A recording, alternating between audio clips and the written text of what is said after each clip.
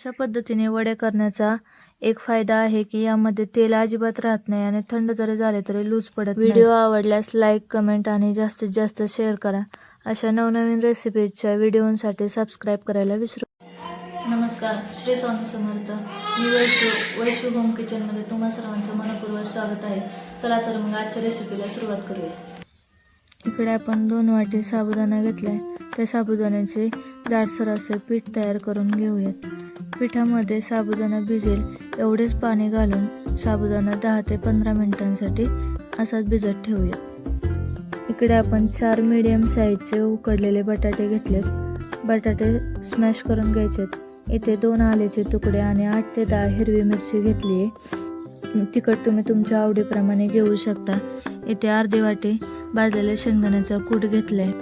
इथे आपले 10 ते 15 मिनिटं पीठ भिजून तयार आहे। यामध्ये आपण बटाटा घालून घेऊयात।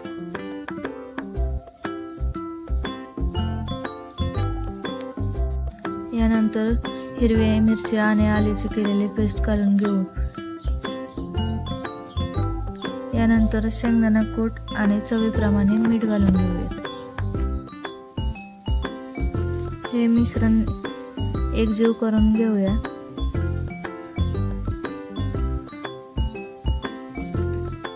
याचा मस्त असा गोळा तयार झालेला आहे।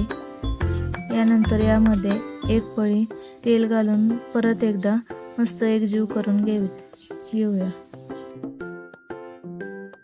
तोपर्यंत आपण चटणी कशी करायची ती रेसिपी बघून घेऊया। इथे आपण 1 वाटी चिरलेलं खोबरं घेतलेलं आहे। त्यानंतर 4 ते 5 हिरवी मिरची घेतली। याचं बारीक वाटण करून घेऊया।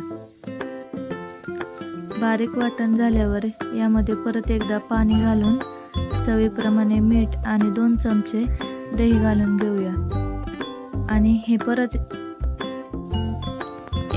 एकदा मिक्सरमधून काढून घेऊयात। तर ही आपली चटपटीत खोबऱ्याची चटणी तयार आहे। इकडे आपले वड्याचे पीठ मस्त भिजून तयार आहे। तर याची वडे बनवायला सुरुवात करूया। तोपर्यंत इकडे तेल तापवायला ठेवूया।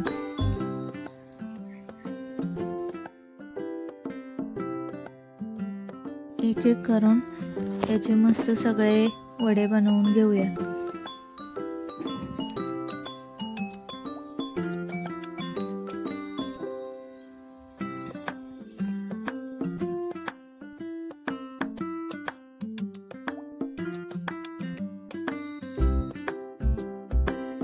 इकडे आपले तेल पण कडकडीत गरम झालेले आहे। एक एक करून आता वडे तळून घेऊयात।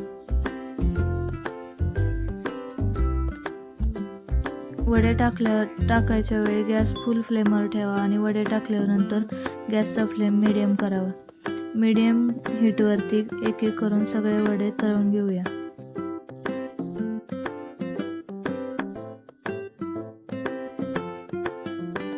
इकडे आपले सगळे वडे तळून तयार झालेले आहेत। तुम्ही बघू शकता मस्त कुरकुरीत झालेले आहेत।